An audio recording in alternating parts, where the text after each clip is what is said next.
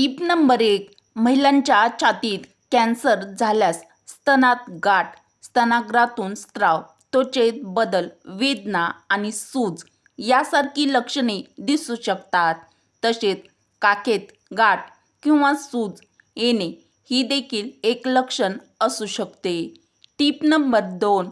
छातीत कॅन्सरची काही प्रमुख लक्षणे खालीलप्रमाणे आहेत, तर ते आपण पाहूया. टीप नंबर 1. स्तनात गाठ किंवा सूज. स्तनात नवीन कठीण गाठ किंवा सूज येणे हे एक महत्त्वाचे लक्षण आहे. टीप नंबर 2. स्तनाग्रातून स्त्राव.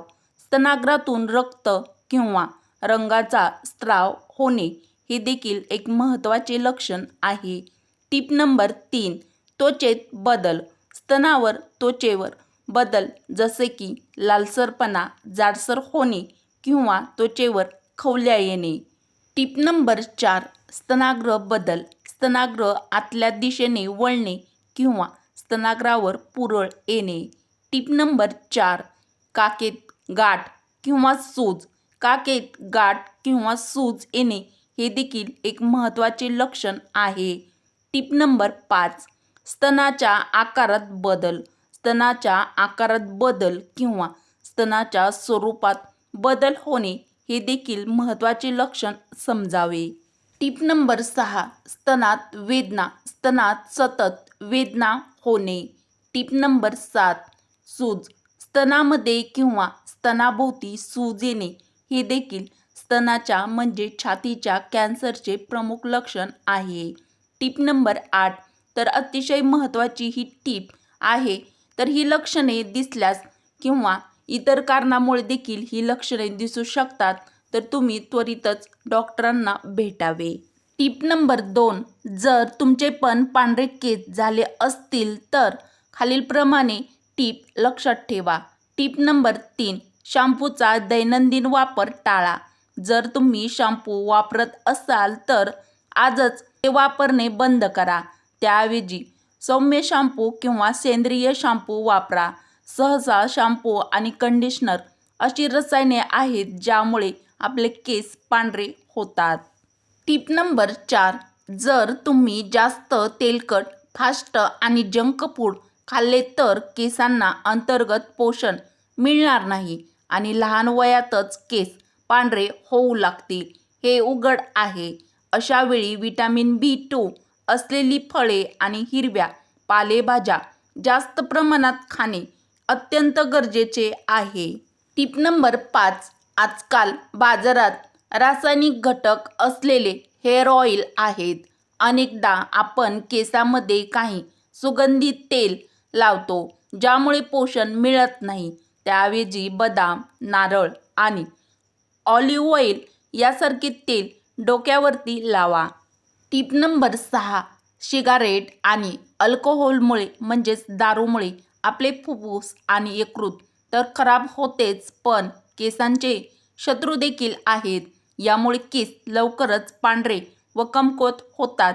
या वाईट सवयी लवकरच सोडल्या गेल्या पाहिजेत तितकेच चांगले. टीप नंबर 7. केस पांढरे होणे एक मोठं कारण आहे अनावश्यक टेन्शन. अनेकदा परिस्थितीत आपल्या नियंत्रणात नसते, पण त्याचा विचार करून आपण वारंवार तणावाला खतपाणी घालतो. जर तुम्ही आनंदी असाल तर त्याचा केसावरती सकारात्मक परिणाम दिसून येईल. टीप नंबर 8. कडुलिंबाच्या पानाचा रस केसांना लावल्यास ते पांढरे न होण्यापासून मदत होते. आवळ्याची पावडर किंवा तेल केसावर वापरल्यास केस पांढरे होण्याचे प्रमाण कमी होते. चहा पाण्यात उकळून ते पाणी केसांना लावल्यास केस कमी प्रमाणात पांढरे होतात. तर तुम्हाला पण पांढऱ्या केसाची समस्या असेल तर तुम्ही ही ट्रिक्स फॉलो करा. टीप नंबर 9. मध आणि आल्याचा रस. मध आणि आल्याचा रस दोन्ही कफ दूर करण्यासाठी अत्यंत उपयुक्त आहेत. आलं कफ विरघळवते आणि मधामुळे छातीतील साठलेला कफ बाहेर काढण्यास मदत होते. 1 चमचा आल्याचा रस आणि 1 चमचा मध एकत्र करून त्याचे सेवन केल्यास छाती मोकळी होते. हा उपाय रोज सकाळी केल्यास लवकरच फरक जाणवतो. अत्यंत महत्त्वाची टीप नंबर 10. आल्याने सर्दी खोकला टाळला जातो. आले उग्र असते. आल्याने मधुमेहाचा धोका कमी होतो, कारण आल्याने साखरेची पातळी नियंत्रित होते. आल्यामुळे संधिवातापासून देखील आराम मिळतो, कारण यात अँटी इन्फ्लेमेटरी गुणधर्म असतात. सुगरणींसाठी अतिशय उपयुक्त टीप नंबर 11. कांदा लवकर भाजण्यासाठी त्यात थोडेसे मीठ टाकावे. टीप नंबर 12. कच्चा फणस कापताना सुरीला व हाताला तेल लावा. यामुळे हाताला चीक फणसाचा लागणार नाही किंवा लागणार नाही. टीप नंबर 13. मिक्सरमध्ये पदार्थ काठोकाठ भरून मिक्सर वेगामध्ये फार चालवू नये, तर तो कमी गतीनेच नेहमी चालवावा. टीप नंबर 14. आलं लसणाची पेस्ट जास्त काळ टिकविण्यासाठी त्यात थोडेसे मीठ आणि तेल टाकून एखाद्या हवाबंद डब्यामध्ये किंवा बरणीमध्ये फ्रीजमध्ये भरून ठेवा. टीप नंबर 15. मसाला खराब होऊ नये म्हणून यासाठी मसाल्यामध्ये हिंगाचे खडे ठेवावे. टीप नंबर 16. एखाद्या पदार्थात ओवा कुठल्याही पदार्थात टाकताना हातावर चोळून मगच पदार्थामध्ये ओवा घालावा, म्हणजे त्याला खूप छान असा सुगंध येतो.